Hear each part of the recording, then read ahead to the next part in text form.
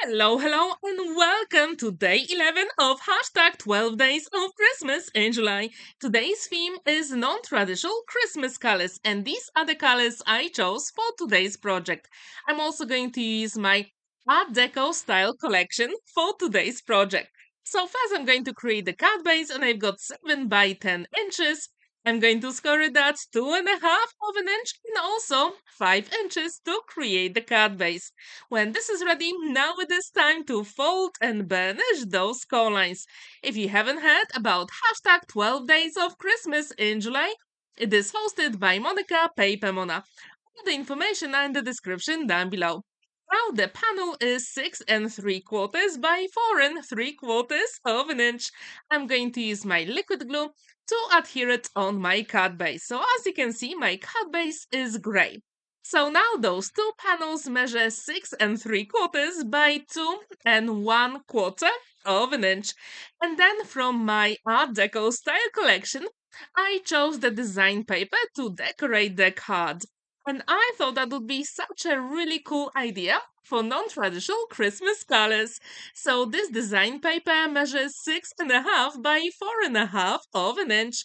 Then we need two panels measuring 6.5 by 2 inches. Now it is time to adhere them together on a card, and I'm going to create a Z-fold card. So I will need one more panel for the card base, and I decided to create a smaller one today. Again, I'm going to use the gray card. I thought that was such a good idea. So my panel is 3.5 by 9 inches. I'm going to score it at 3.5 of an inch, also 6 inches. Now it is time to fold it and burnish it, and then decorate it the way you want. Again, I'm going to use the same light green color for the colorful frame, and then one of the designs from my Art Deco style collection. If you'd like to get this collection, I left the link in the description down below. So as you can see, it's going to open this way, and I really like it so far. But I'm going to show you how to make it even more special in a moment. So let's create some beautiful elements to decorate that panel. So the first one will measure 3 1/4 by 3 1/4 of an inch. Now, when this is ready, the design paper will be 3 inches by 3 inches. Super quick and simple, right? Then I'm going to decorate the middle panel.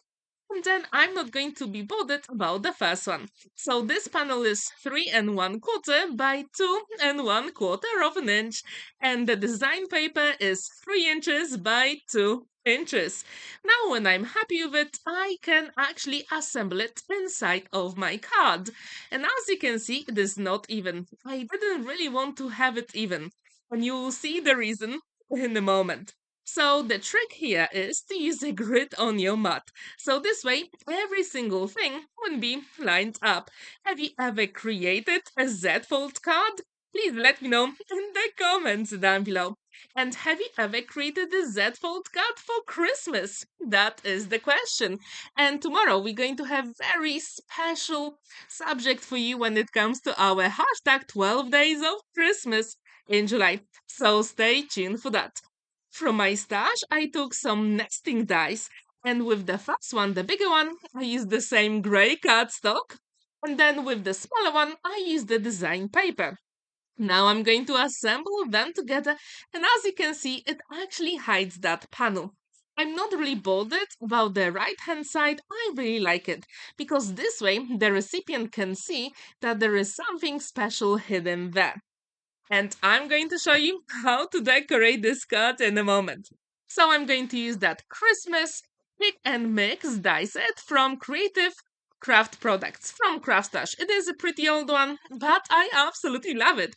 And I use the design papers from my Art Deco style collection. But make sure that they will stand out a little bit more. I'm going to use the leftover from that nesting die. I'm going to create the top for my bubbles. Really cool trick. So as you can see, I can use every single scrap to create the elements for a card. Do you do that as well? Please let me know in the comments down below. To be honest, I can't really imagine it is the 11th day of our challenge. Hashtag 12 Days of Christmas in July, hosted by Monika, PaperMona. There are also other crafters taking part in this collaboration, including Katarina, Benita from Under a Pile of Papers, Shirley, handmade by Shirley, and Mel. All the information is in the description down below, so I left the links to the YouTube channels and you can see what they created for non-traditional Christmas colors. I really hope you'll like every single video. And if you're new to our channels, it would be amazing if you can subscribe. And I've got something special for you. For today's project, I'm going to use my sentiments. This one will be in Polish. But on Buy Me a Coffee website, I actually have the Christmas sentiments for you for free. I left the link in the description down below, so you can check it out. I'm going to use the needle. This one wasn't good to actually make a hole, so I had to take pin, which was a little bit sharper. And I'm going to create a hole in every single bubble that you can see here, and I'm going to put a thread through it. And just to make sure everything won't be lost, I'm going to use some double-sided foam adhesive, and I'm going to show you one more trick later on. So as you can see, this card comes together very quickly. And to be honest, any fancy fold, it is just amazing. And for occasion like this, Christmas, this is just perfect.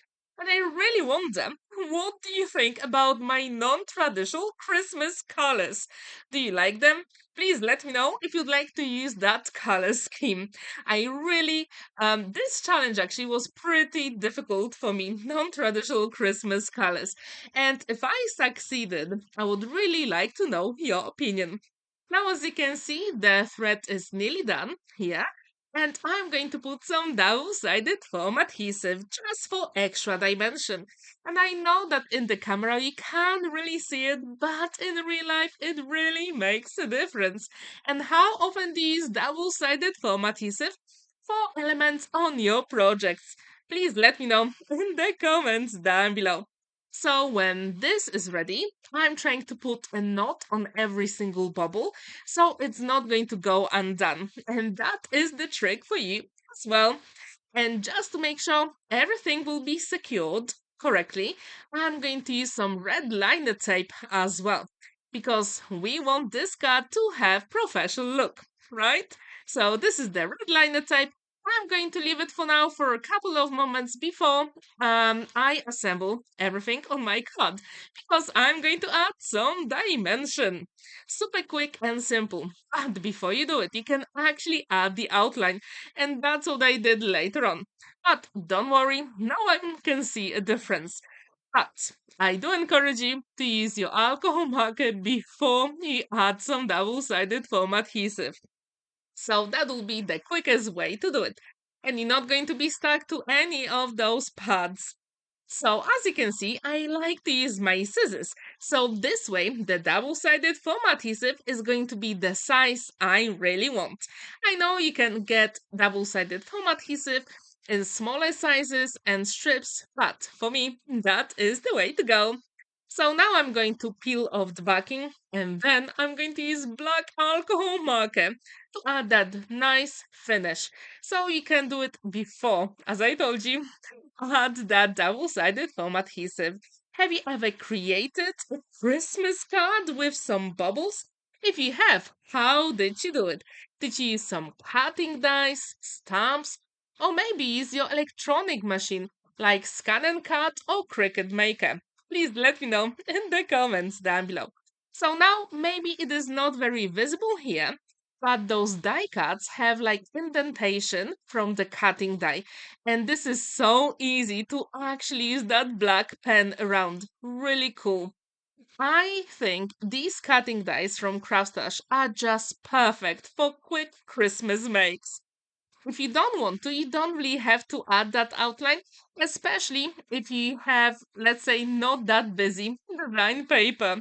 But I really wanted to make sure every single thing will be separate and visible. So when this is ready, I'm going to adhere it.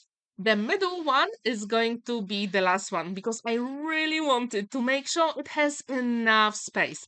And it is the biggest in the end. So as you can see, I've got different lengths of thread here. I really wanted to have some variation for this project, and I thought that was such a good idea. And actually, the thread is white here, but later on, I'm going to use that alcohol marker to draw some of it later on. So let's put these here, and then I'm going to use some red liner tape on the back just to secure that thread.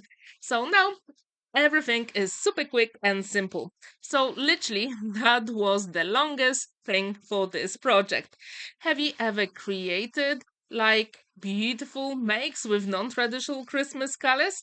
And if you have, please let me know what kind of colors did you use? Because for me, this challenge was the trickiest from all those 12 days. And tomorrow, I've got something really special for you. So if you haven't subscribed to my channel, I really hope you actually click that button because tomorrow we've got very amazing project just to decorate something. I'm not going to say anything more. Just stay tuned for tomorrow. So now I'm going to add glue on that gray panel and I'm going to adhere that topper. Really cool, right? So I thought something is missing inside of my Z Fold card. I die cut couple more bubbles. As you can see, I've got exactly the same design paper as for the background, but I'm going to use it on that light green design paper inside. So it will work in the end. So I only use scraps to create those bubbles. I didn't cut any of the new design paper. I do encourage you to actually keep your scraps. Sometimes I use them to back up the sentiments, but here, as you can see, I can die cut smaller elements. And for those bubbles, these elements were just perfect. So again, I'm going to add some gray cardstock at the top. And this one is from Lidl, the same with the light green you can see on my card. I thought that would be such a good idea for non-traditional Christmas colors. And I have to admit that Lidl cardstock is the best, at least in my opinion. Now I'm going to fussy cut the tops again. Then I'm going to adhere the bubbles inside of my card. But before I do it, this time I'm going to draw the black outline using my black alcohol marker. But with the first bubble, I actually adhere it, then use the pen. And I didn't make a mistake, it worked perfectly fine. So it's always a good idea to do a dry run first so you will know everything will be exactly where you want. And as I told you, our hashtag 12 Days of Christmas in July is hosted by Monika. And I encourage you to have a look at the description of the video and check all the other crafters' beautiful Christmas makes.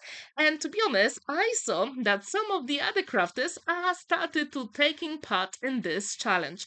So there is Denise and also Lisa, Crafting Diva. And I left the links to the YouTube channels as well. So you can have a look because they created some beautiful makes for our hashtag 12 Days of Christmas in July.